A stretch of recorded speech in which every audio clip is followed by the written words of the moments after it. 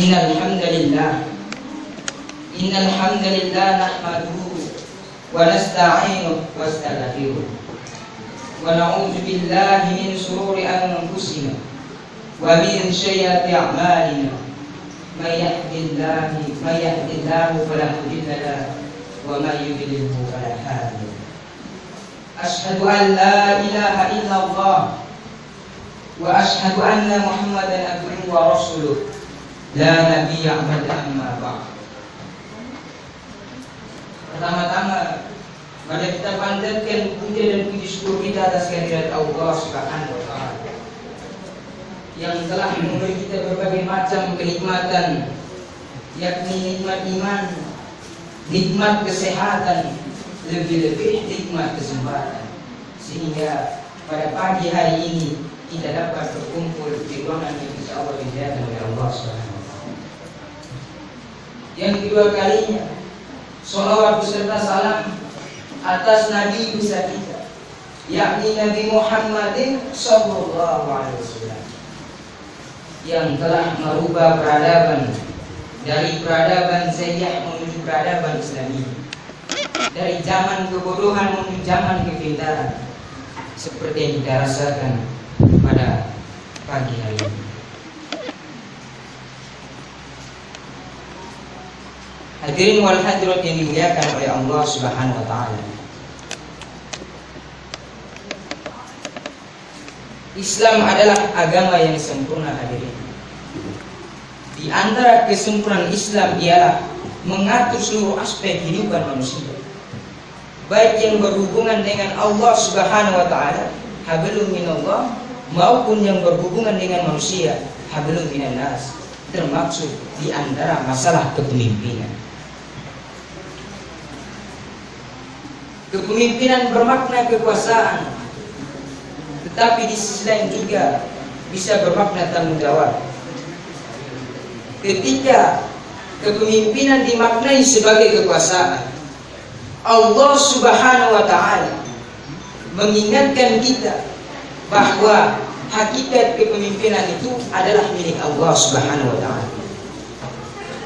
Allah Subhanahu wa Ta'ala memberikan kekuasaan kepada siapa yang dia kehendakinya, dan Allah pula yang mencabut kekuasaan dari siapapun yang dia kehendaki. Seperti dalam surat Al-Imran yang artinya, katakanlah Muhammad, wahai Tuhan pemilik kekuasaan, Engkau memberi kekuasaan kepada siapa yang Engkau kehendaki, dan Engkau cabut kekuasaan kepada siapapun yang Engkau kehendaki. Engkau muliakan kepada siapapun yang Engkau kehendaki, dan Engkau hinakan kepada siapapun yang Engkau kehendaki. Di tangan Engkaulah segala kebajikan, sungguh Engkau Maha Kuasa atas segala sesuatu. Quran surat Al-Imran ayat 2. Hadirin wal hadirat yang dimuliakan oleh Allah Subhanahu wa Ta'ala, kepemimpinan bukan keistimewaan tetapi tanggung jawab. Ia bukan fasilitas tetapi pengorbanan. Ia bukan leha-leha tetapi kerja keras. Ia juga bukan kesewenang-wenangan bertindak tetapi kesewenangan melayani. Selanjutnya, kepemimpinan adalah keteladanan berbuat dan kepeloporan bertindak, sehingga menentukan kepemimpinan itu adalah amanat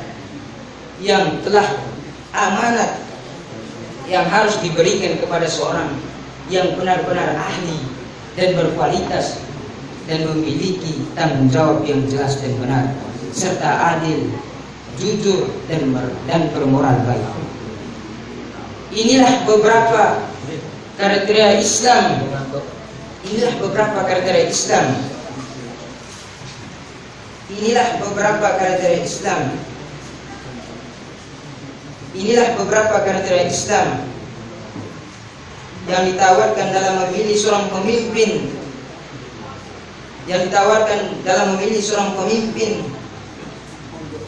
yang sejatinya dapat membawa instansi orang yang diimpinya kepada kehidupan yang lebih baik, harmonis, dinamis, makmur, sejahtera dan tentram. Hadirin wal hadirat yang dimuliakan oleh Allah SWT. Kita bisa belajar dari isi pidato Khalifah Abu Bakar As-Siddiq radhiyallahu anhu ketika beliau dilantik menjadi pemimpin. Hadirin, umat peninggalannya Rasulullah Sallallahu Alaihi Wasallam, yang mana inti dari isi pidato tersebut dapat dijadikan pedoman dalam memilih profil seorang pemimpin yang baik. Isi pidato tersebut diterjemahkan kurang lebihnya sebagai berikut. Saudara-saudara, aku telah diangkat menjadi pemimpin bukanlah karena aku yang terbaik di antara kalian semua. Untuk itu, jika aku berbuat baik, bantulah aku, dan jika aku berbuat salah, luruskanlah aku. Sifat jujur itu adalah amanah, dan kebohongan itu adalah pengkhianatan. Orang yang lemah di antara kalian, aku pandang kuat posisinya di sisiku, dan aku akan mengambil hak-haknya. Orang yang kuat di antara kalian, aku pandang lemah di antaranya, aku pandang lemah di sisiku, dan aku akan mengambil hak-hak mereka yang mereka perolehkan dengan jalan yang jahat, untuk aku kembalikan kepada yang hak menerimanya. Janganlah di antara kalian meninggalkan jihad, sebab orang yang meninggalkan jihad akan dihinakan oleh Allah Subhanahu wa taala. Patulah kepadaku selama aku mematuhi Allah dan Rasul-Nya.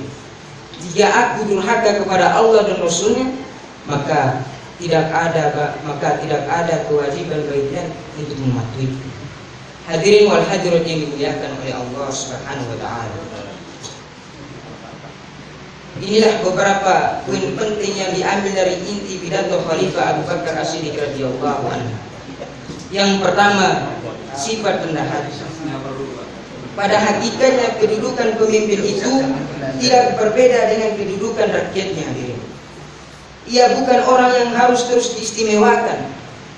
Ia hanya sekedar orang yang harus didahulukan selangkah dari yang lain, karena ia mendapatkan kepercayaan dalam memimpin dan mengembankan amanah. Ia seolah pelayan rakyat yang di atas pundaknya terletak tanggung jawab yang besar yang mesti dipertanggungjawabkan. Yang kedua, sifat jujur dan memegang amanah. Kejujuran yang dimiliki seorang pemimpin merupakan simpati rakyat yang terhadapnya, yang dapat membuahkan kepercayaan dari seluruh amanat yang telah diamanatkan.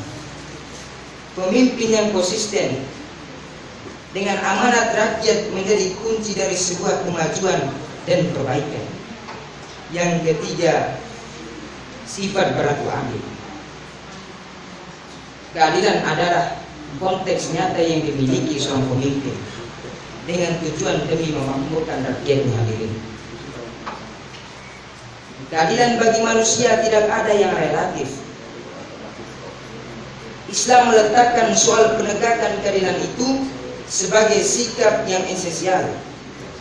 Seorang pemimpin harus mampu menimbang dan memerlukan sesuatu dengan seadil-adilnya, bukan sebaliknya berpihak kepada seorang raja.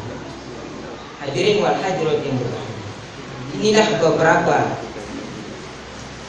beberapa inti dari isi pidato Khalifah Abu Bakar As-Siddiq radhiyallahu anhu, bahwa menjadi seorang pemimpin itu tidaklah mudah.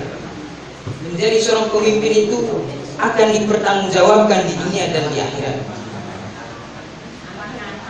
Hadirin wal hadirat yang dimuliakan oleh Allah Subhanahu wa taala. Hidup ini adalah segala sesuatu yang takkan terlepas dari bantuan Allah Subhanahu wa taala. Manusia bisa berusaha semampunya dan sehebat-hebatnya, namun yang menentukannya adalah tetap Allah Subhanahu wa taala.